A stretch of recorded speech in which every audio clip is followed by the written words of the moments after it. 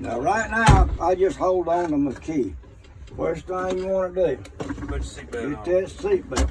Make sure the seatbelt's not ripped, frayed, or torn. Make sure it latches properly. We have a 10BC fire extinguisher, 3 red reflective triangles in the box, extra fuses and circuit breakers in the dash. Clutch free play should be at least 1.5 inches to 2 inches of free play. Gear shifter is not excessively loose or binding. Put the key in the ignition. I'm going to start this bad boy up. Clutch.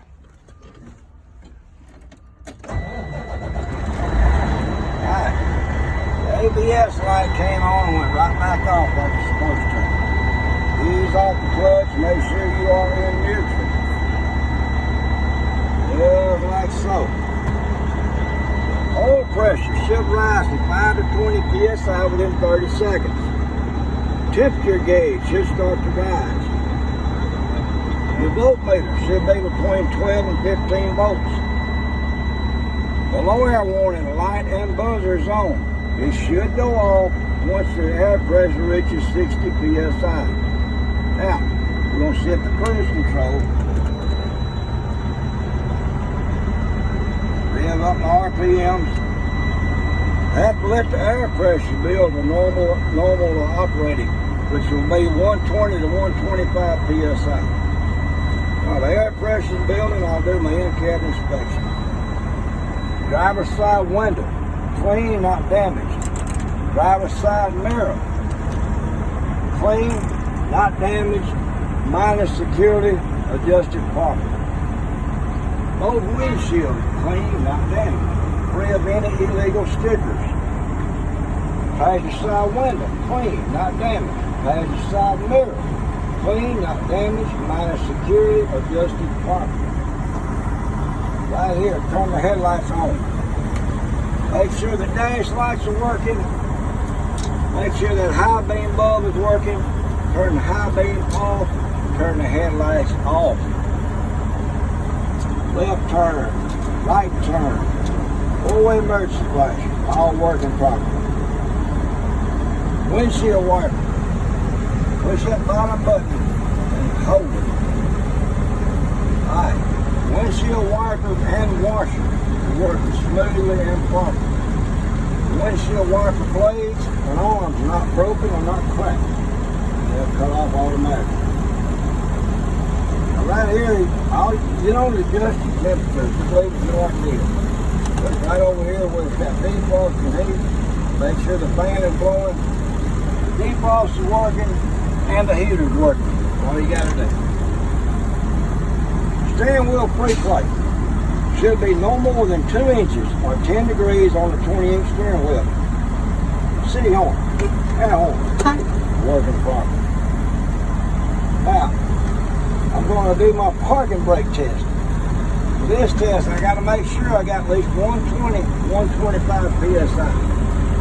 I still don't have enough air pressure. Trip that cruise off. Rev this engine up.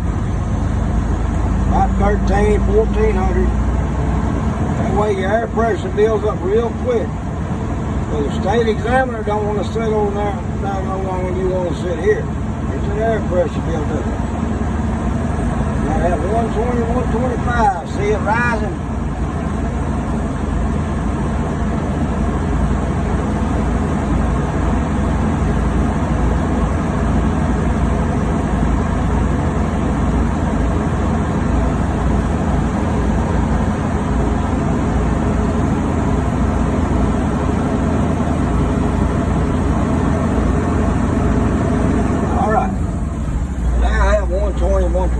PSI.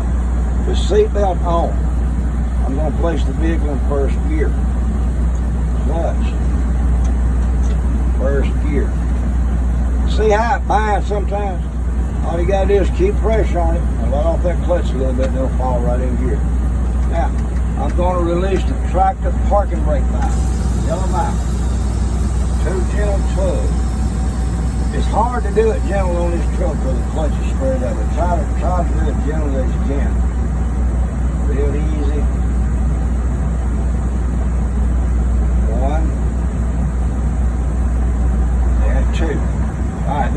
indicates that the trailer parking brakes are working and the trailer is properly coupled to the track. I'll pull the yellow valve, push in the red valve. 2 gentle tugs. 1 and 2. This indicates that the tractor parking brakes are working properly. Pull the red valve. Now, this concludes my parking brake test. I will now perform my air brake test. For this test, I'll have 120, 125 PSI.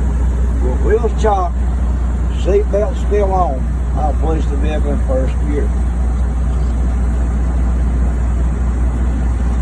Turn the ignition on.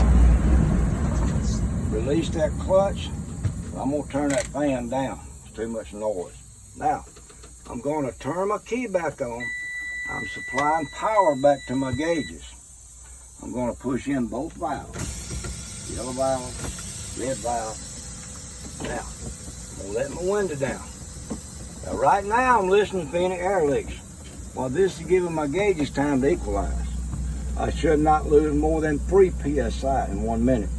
They're going to say continue. Now, I'm going to apply 90 pounds of pressure to my service brake pedal and hold it.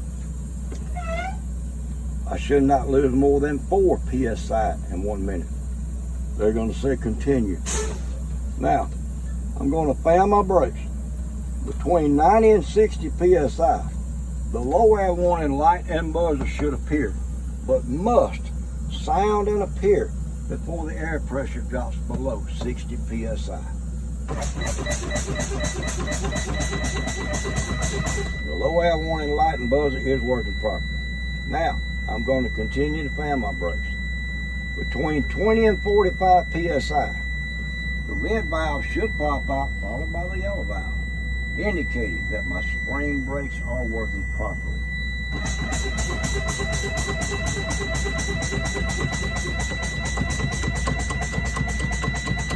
Watch, make sure both valves pop out.